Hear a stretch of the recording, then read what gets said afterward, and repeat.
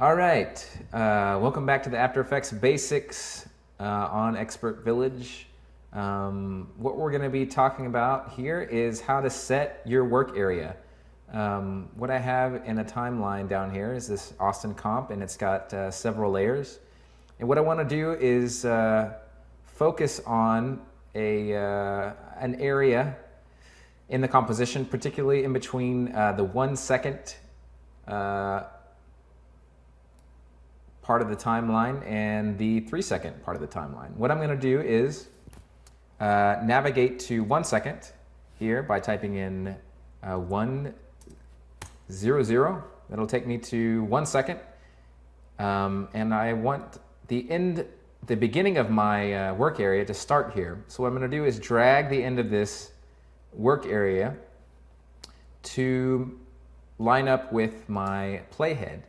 And then what I'm going to do is drag my playhead to 3 seconds into the timeline. And I'm going to use a shortcut key here. I'm going to press N, and that'll bring the end of my work area to 3 seconds. Now, when I play back my footage, it will only play back footage between 1 second and 3 seconds. And sometimes it's even helpful to focus on a smaller area. And what you can do is just loop by using your time controls over here, that particular area. So there are lots of reasons to set your work area to a specific part of your composition, but probably the most important is to preview a particular section that you're working on. And one other cool trick that I like to use in After Effects is after you've set your work area, what you can do is right-click on the work area and select Trim Comp to Work Area.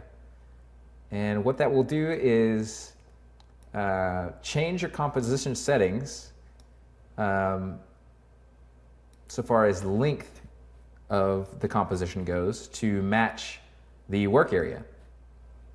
I hope those are some useful tricks for you, and we'll be moving on to some more advanced techniques here in the After Effects training.